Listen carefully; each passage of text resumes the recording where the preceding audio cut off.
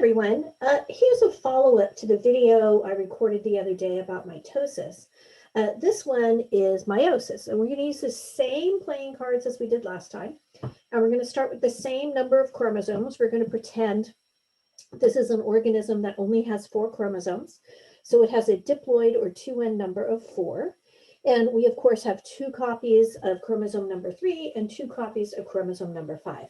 Now, before meiosis can start, just like in mitosis, you have to go through the S phase and duplicate the DNA. So let's do that. Duplicate, duplicate. Here we go. All right, still have 4 chromosomes, just we have twice as much DNA now. The 4 chromosomes each have 2 chromatids now instead of just 1. Now we're ready to start meiosis.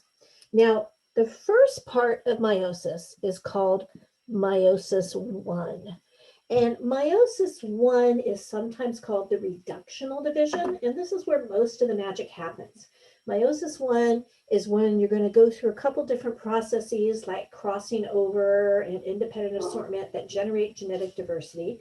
And meiosis 1 is called the reductional division because this is the part of the process that reduces the number of chromosomes from the diploid number to the haploid number. So let me show you how that happens. We start off with prophase 1. Prophase 1, the chromosomes condense and become visible just like they do in mitosis. The nuclear membrane dissolves. So let me just wipe that away as best I can there. There goes the nuclear membrane. Okay. Now, here is where prophase 1 is different. Homologous chromosomes pair up. So the copy of chromosome 3 from mom pairs up with the copy of chromosome 3 from dad. Copy of chromosome 5 from dad pairs with a copy of chromosome 5 from mom. So the homologous chromosomes pair up. That's called a tetrad because they now have 4 chromatids in between them.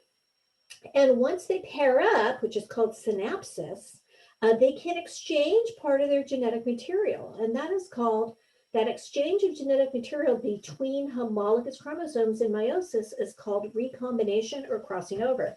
So I'm going to show these 2 chromosomes exchanging an entire chromatid in crossing over. Now, in reality, the chromosomes would not exchange an entire chromatid, only part of a chromatid, but I don't want to tear up my cards, okay?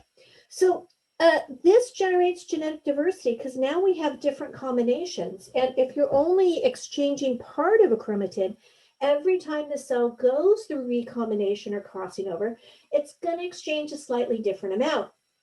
This is part of the reason why, if you, like me, have any siblings that came from the same biological parents, even though you came from the same gene pool, you got a different sample from that gene pool than your siblings do, which is why you and your part of the reason why you and your siblings are different.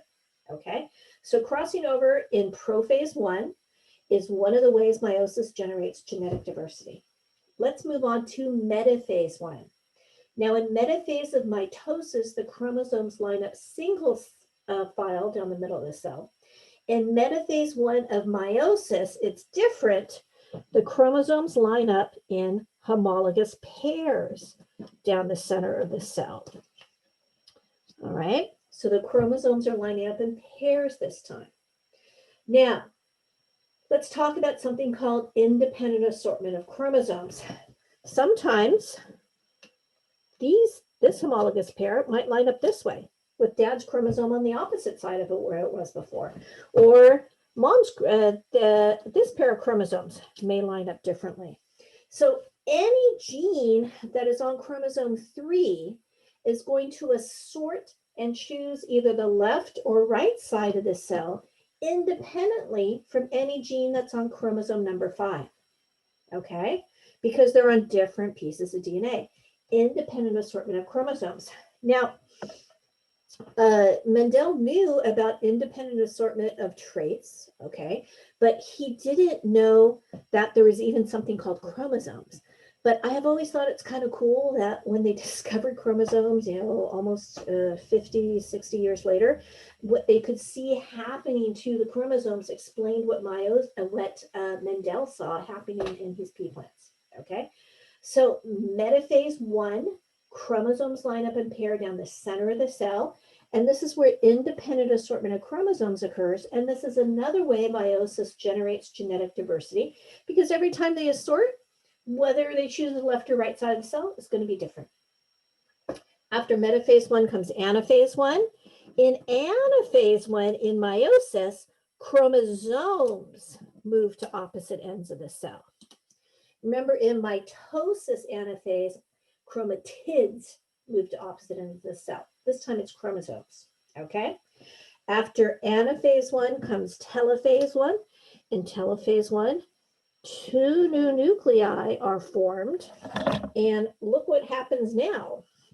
Now you have 2 cells, each with the haploid number of chromosomes, half as many chromosomes as what we started out with, okay? So meiosis 1 generates genetic diversity in both prophase 1 and metaphase 1, okay? Independent assortment of chromosomes is demonstrated in metaphase 1. And at the end of meiosis 1, you end up with 2 haploid cells, all right? So let's move on to meiosis 2. Now, meiosis 2 is actually a little bit easier because meiosis 2 is a lot like mitosis, okay? The only difference is you don't duplicate the DNA. There's no S phase between meiosis 1 and meiosis 2. Remember, before meiosis 1, you have to do S phase. Before meiosis 2, you don't do S phase. Okay, so we're starting off with 2 cells.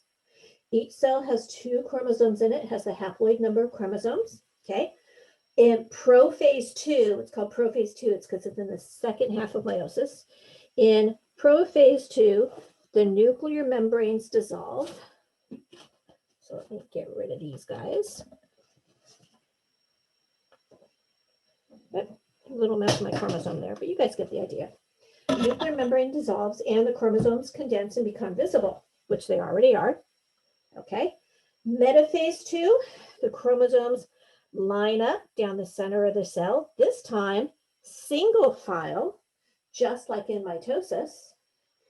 Anaphase 2, the chromatids separate, just like in mitosis. All right. And then in telophase 2,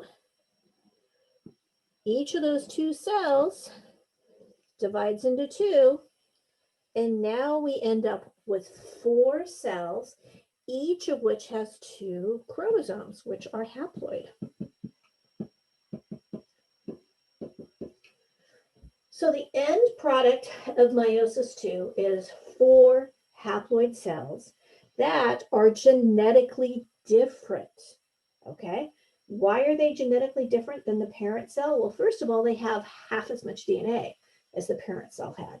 And that's a good thing, because one of these gametes is going to get fertilized by someone else's gamete, and you want each gamete to only have half the DNA so that when they come together, you have a full set.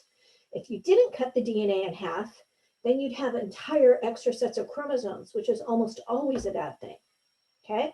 Another reason they're genetically different is because crossing over generated new combinations of genetic material, okay? So I hope that makes sense, and we'll talk more about this during class. Have a good day. Bye.